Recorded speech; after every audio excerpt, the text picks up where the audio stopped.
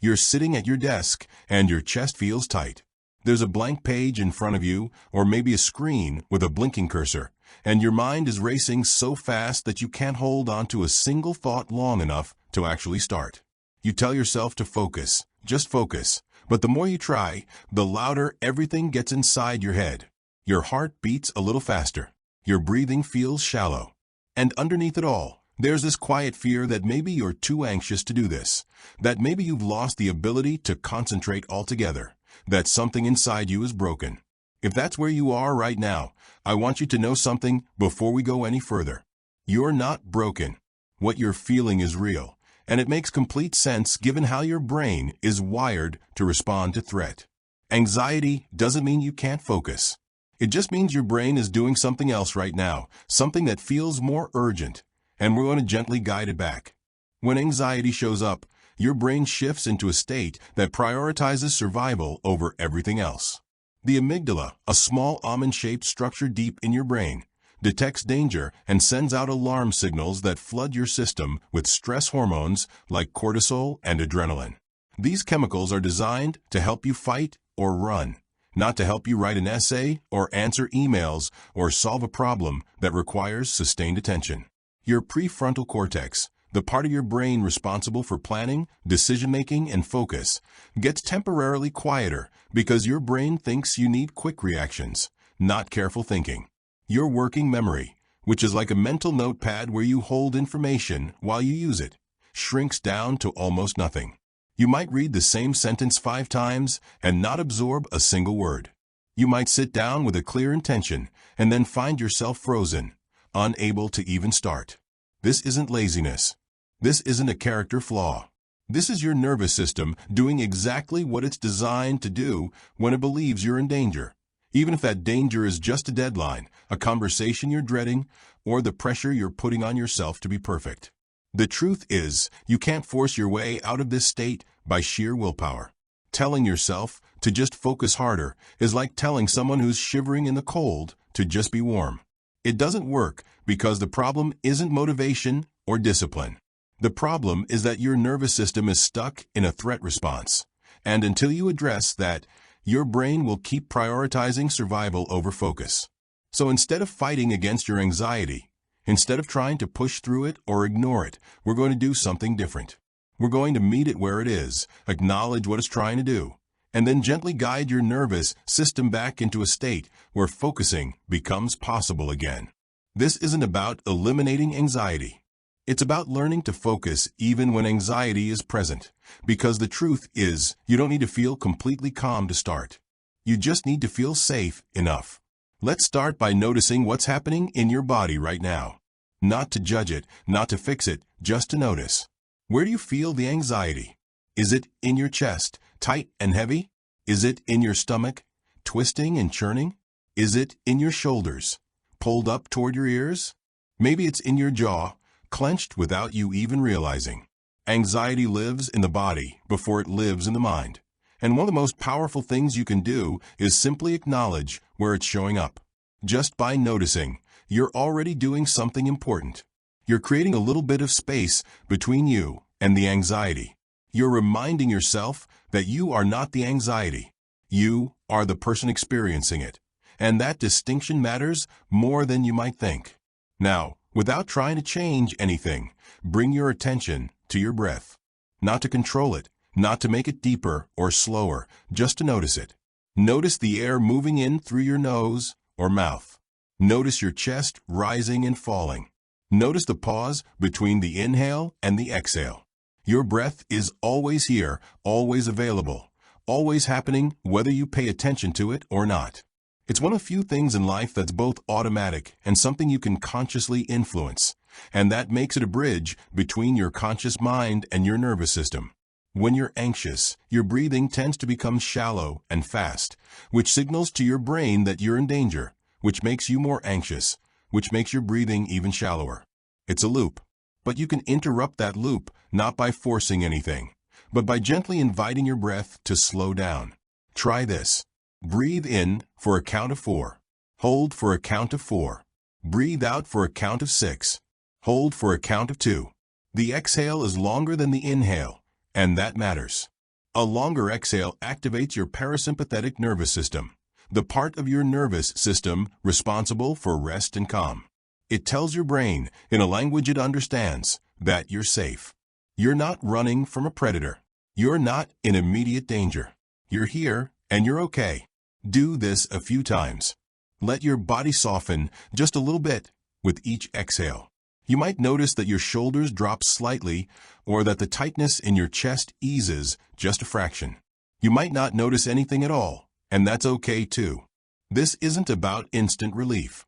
It's about sending your nervous system a gentle signal that it's safe to come down from high alert. And as you do this, as you breathe and notice and soften, something shifts. It might be subtle.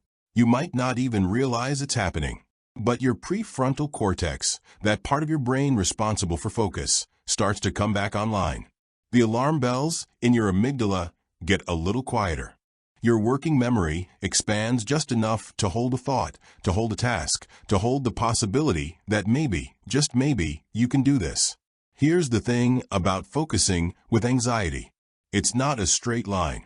It's not about sitting down, feeling calm, and then working for 3 hours straight. That's a fantasy, and holding yourself to that standard is only going to make everything harder. Focusing with anxiety looks more like this. You sit down. You feel the anxiety. You notice it. You breathe. You soften. And then you take the smallest possible step forward. Not a big step. Not a leap. A tiny, almost laughably small step. Maybe that step is opening the document. Maybe it's writing a single sentence, even if it's a bad sentence, even if you know you're going to delete it later.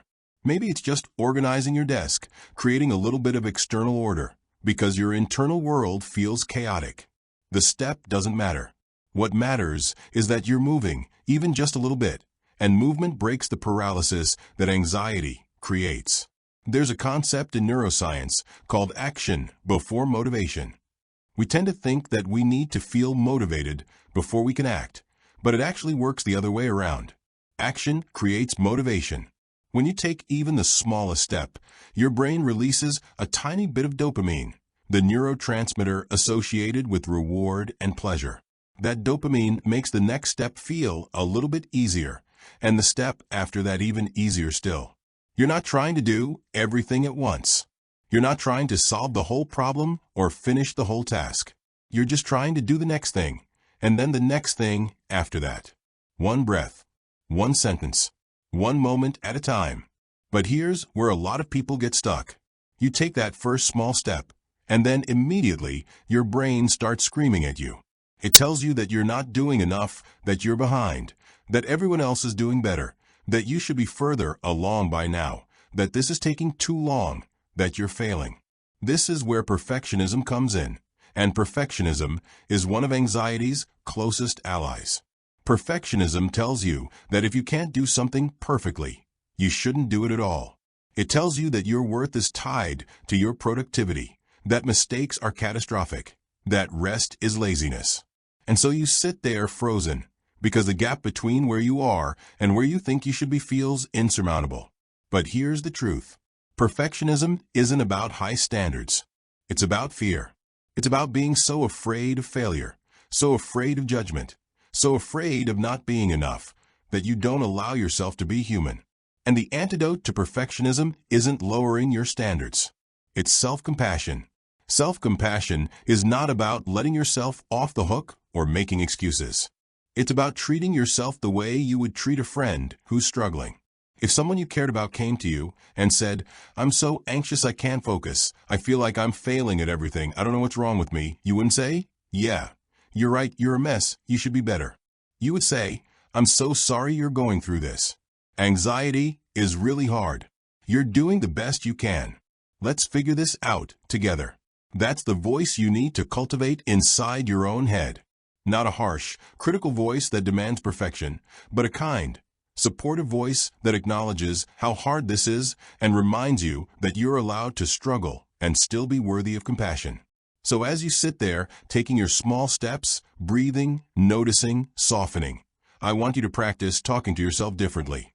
Instead of, "Why can't I just focus like a normal person?" Try, "I'm feeling really anxious right now. and that makes focusing harder. And that's okay. Instead of, I should be further along by now, try, I'm doing the best I can with the resources I have right now. Instead of, I'm so behind, try, I'm here, I'm trying, and that matters.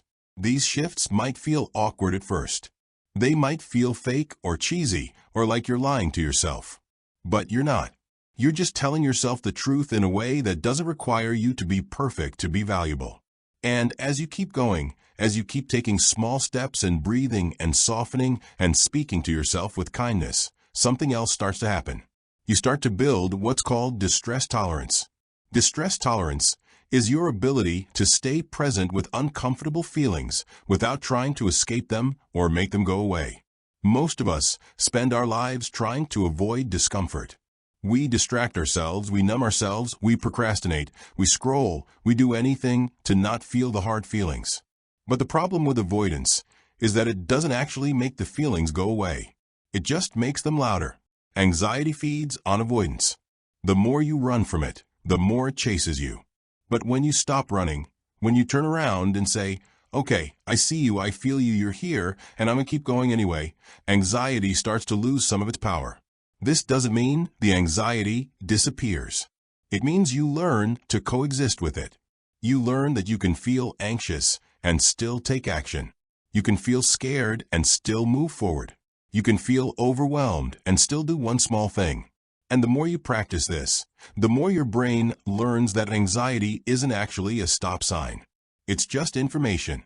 It's just your nervous system doing its job, sometimes a little too enthusiastically. And you can acknowledge it and keep going. Let's talk about what happens when you get interrupted, because you will. You'll be in the middle of focusing. Maybe you've managed to write a paragraph or solve a problem or make a little progress, and then something will pull you out of it. A notification, a thought, a sudden wave of anxiety that makes your heart race all over again. This is one of the hardest parts of focusing with anxiety. It's not just getting started. It's staying with it when your brain keeps pulling you away. But here's what you need to know. Every time you notice that you've been pulled away and gently bring yourself back, you're strengthening your attention regulation. Your brain is like a muscle. The more you practice coming back, the easier it gets. So when you notice you've drifted, don't yell at yourself. Don't spiral into shame. Just notice. Oh, I drifted. That's okay. Let me come back. Breath. Notice. Soften. Small step. Again and again and again. There's also something really important to understand about overstimulation. When you're anxious, your nervous system is already running hot. Everything feels louder, brighter, more intense. And if your environment is chaotic, if there's clutter everywhere, if there are too many tabs open on your computer, if there's background noise you can't control, it's going to be even harder to focus.